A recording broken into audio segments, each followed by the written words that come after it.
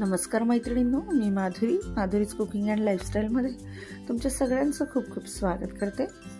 तर आज आपण अगदी विस्मरणात गेलेली पारंपरिक अशी पाकातली पुरी कशी बनवायची त्याची रेसिपी बघणार आहोत। या आधीही आपण पाकातली पुरी बनवली होती, पण पद्धत जरा वेगळी होती। आज आपण वेगळ्या पद्धतीने बनवणार आहोत। तर थोडीशी आंबट, थोडीशी गोड, खायला खुसखुशीत, अगदी लहानांपासून मोठ्यांपर्यंत सगळ्यांना आवडेल अशी पाकातली पुरी आज आपण बनवणार आहोत। तर दिसायला अतिशय टेम्पटिंग अशी दिसते, तुम्ही बघू शकता। अजून एक गोष्ट म्हणजे चॅनलवर जे नवीन आहेत ते चॅनलला सबस्क्राइब नक्की करा।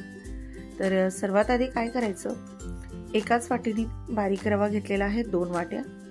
तर मेजरमेंट एकाच वाटीने घेतलेला आहे आणि 3 वाट्या साखर घेतलेली आहे।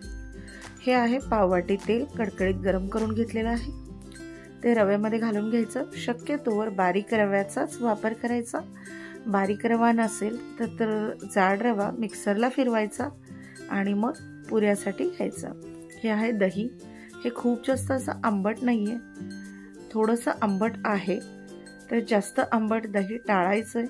जेवढं दही लागेल तेवढं ह्यामध्ये घालून घ्यायचं आणि हा रवा आपल्याला भिजवून घ्यायचा आहे। तर ह्यामध्ये आपण पाण्याचा किंवा दुधाचा वापर करत नाहीये, सगळा रवा आपण दह्यामध्ये भिजवून घेतोय। तर जेवढं दही लागेल तेवढं दही याच्यामध्ये घालून घ्यायचे। दह्याचं असं काही प्रमाण नाहीये। तर 2 वाट्या रव्यासाठी पाव वाटी तेलाचं मोहन घालून घ्यायचंय किंवा तुपाचंही घालू शकता। मी तेलाचं मोहन घातलंय। आता थोडं थोडं दही घालून हे असं छान मळून घ्यायचंय। तर ही पुरी खायला खूप छान लागते। 5 ते 6 दिवस आरामात टिकते, अजिबात खराब वगैरे होत नाही। तर मला दही थोडंसं कमी वाटलं म्हणून मी याच्यामध्ये अजून 2 चमचे दही घालून घेतलेला आहे आणि याचा गोळा आपल्याला मळून घ्यायचा आहे।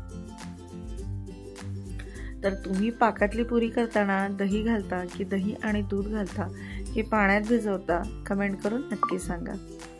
तर ह्या पद्धतीने हा रवा छान असा भिजवून घ्यायचा आहे। कन्सिस्टन्सी तुम्ही बघू शकता। तर मस्त याला असं मळून घ्यायचं आहे आणि याला अर्धा तास रेस्ट करायला ठेवायचं आहे। तर रवा भिजेल तोपर्यंत आपण पाक बनवून घेणार आहोत। तर 3 वाट्या साखर घेतलेली आहे। ज्या वाटीने रवा घेतला त्याच वाटीने साखर घेतली आणि साखर पूर्ण पाण्यात भिजेल एवढं पाणी याच्यामध्ये घालून घ्यायचं आहे। आणि गुलाबजामचा पाक जरा ढिला असतो, त्यापेक्षा थोडासा घट्ट पाक आपल्याला बनवून घ्यायचा आहे। तर ह्या पद्धतीने सुरुवातीला गॅसची फ्लेम थोडी मोठी ठेवायची आणि साखर वितळेपर्यंत याला असं ढवळत राहायचं। छान उकळी आल्यानंतर गॅसची फ्लेम कमी करायची। तुम्ही बघू शकता फूड कलर घालायचा आहे, ज्यामुळे आपल्या पाकपुऱ्या दिसायला खूप छान दिसतात।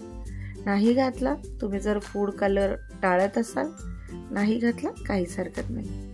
आता याला मस्त अशी उकळी यायला सुरुवात झालेली आहे। साखर थोडीशी विरघळायची राहिली, साखर पूर्ण मेल्ट करून घ्यायची आणि त्यानंतर आपण पाकाची कन्सिस्टन्सी कशी आहे ते चेक करणार आहोत। मस्त छान उकळी आलेली आहे। तर थोडंसं लिंबू याच्यामध्ये पिळून घ्यायचं। यामुळे काय होईल तर साखरेचे क्रिस्टल तयार होणार नाही आणि ते आपल्या पुरीला चिटकून बसणार नाही। तर तुम्ही कुठलाही पाकातला पदार्थ जेव्हा बनवत असाल, चिरोटे, जिलबी किंवा गुलाबजाम, तर त्यामध्ये लिंबाचा रस नक्की घालायचा। ह्यामुळे साखरेचे क्रिस्टल तयार होत नाही। तर चमच्याने थोडंसं चेक करून बघायचं आहे आपल्याला पाक तार कितपत आलेली आहे ते। तर साधारणपणे असा हलकासा बोटाला चिकटला पाहिजे आणि थोडीशी तार झाली की समजून घ्यायचं पाक आपला तयार झाला। ही एक ट्रिक आहे। आणि दुसरी ट्रिक विचाराल, चमच्याने एक ड्रॉप घ्यायचा आणि पाक खाली पडल्यानंतर परत जर त्याची तार वर जायला लागली तर समजून घ्यायचा आपला पाक तयार झालेला आहे। आता फ्लेवरसाठी विलायची पावडर आपण घालून घेतलेली आहे। तर कुठलाही गोडाचा पदार्थ करताना वेलची पावडरचा वापर आपण करतोच। आता अर्ध्या तासानंतर रवा अगदी मस्त भिजलेला आहे। यातलाच एक छोटा गोळा घ्यायचा, त्याला हातावर किंवा पोळपाटावर मस्त खसखस असं मळून घ्यायचं, म्हणजे पुरीला चरे जाणार नाहीत। रवा जर छान भिजला तर चरे जात नाहीत। ह्या पद्धतीने एक 5 मिनिटभर छान असं मळून घेणार आहोत आपण आणि त्यानंतर याची पुरी लाटून घ्यायची आहे। तर जेवढं जास्त मळाल तेवढे याला क्रॅक्स कमी जातील। ही ट्रिक तुम्ही गुलाबजाम करण्यासाठी सुद्धा वापरू शकता। आता ह्यातलाच एक गोळा घ्यायचा आहे आणि त्याला हातावर असं जोरात मळून घ्यायचं आहे, म्हणजे काय होईल, क्रॅक्स जाणार नाही। आता याला लाटून घ्यायचं आहे। खूप पातळ अशी पुरी लाटायची नाहीये, थोडीशी जाडसरच ठेवायची आहे। तर आणि साईज देखील खूप मोठी नाही करायची, तुम्ही बघू शकता। ह्याच पद्धतीने सगळे गोळे हातावर छान मऊ करून याच्या पुऱ्या लाटून घ्यायच्या। तर छान अशी मस्त पुरी लाटून घेतलेली आहे आपण। रवा देखील अतिशय मस्त भिजलाय। तुम्हाला अजूनही वाटत असेल की रवा भिजला नाही, तर तुम्ही रवा मिक्सरमध्ये एक 5 मिनिटभर फिरवून घ्यायचा, ह्यामुळे देखील हे पीठ आहे ते खूप मऊ होतं। आता पुढची पुरी आपण लाटून घेतोय। ह्याच पद्धतीने मी 5 ते 6 पुऱ्या लाटून घेतल्यात। दुसरीकडे मी कढईमध्ये तेल गरम करण्यासाठी ठेवलेलं आहे, तळण्यासाठी। आता काय करायचं, एक वाटी घ्यायची आणि ह्या वाटीच्या साह्याने याचे साईडचे काठ काढून घ्यायचे, म्हणजे एकाच आकारामध्ये आपल्या सगळ्या पुऱ्या तयार होतील। आणि फोकच्या साह्याने ह्याला असे टोचे मारून घ्यायचे, ह्यामुळे काय होईल, ही पुरी फुगणार नाही। आज आपण फुगलेली पुरी बनवत नाही आहोत। मागचा जो माझ्या चॅनलवर पाकपुरीचा व्हिडिओ तुम्हाला भेटेल त्याच्यामध्ये आपण टोचे मारले नव्हते, त्यामुळे ह्या पुऱ्या खूप छान फुगल्या होत्या। ह्या पद्धतीने आज आपण बनवणार आहोत। टोचे मारले तर ह्या पुऱ्या फुगत नाही आणि खायला खुसखुशीत अशा लागतात। तर तुम्ही देखील ही नवीन ट्रिक वापरून बघा, खायला खूप मस्त लागतात।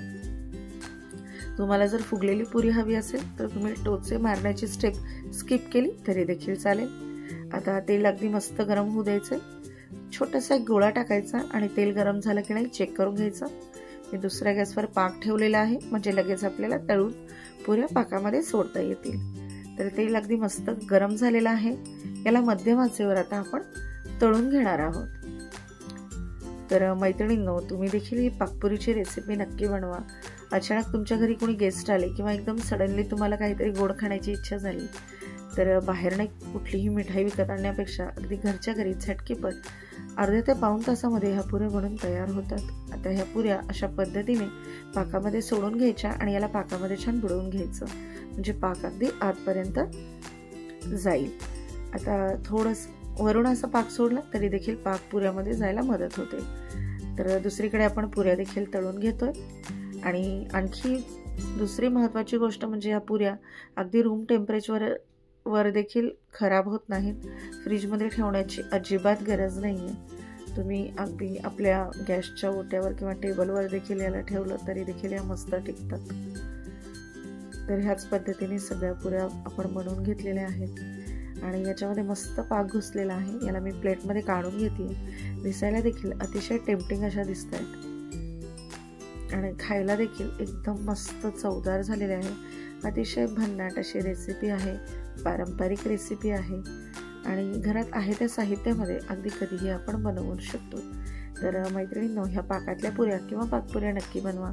कशा वाटल्या ते कमेंट करून सांगायला विसरू नका। भेटूया अशाच एका नवीन रेसिपीमध्ये। तोपर्यंत तुम्हा सगळ्यांना खूप खूप खूप धन्यवाद।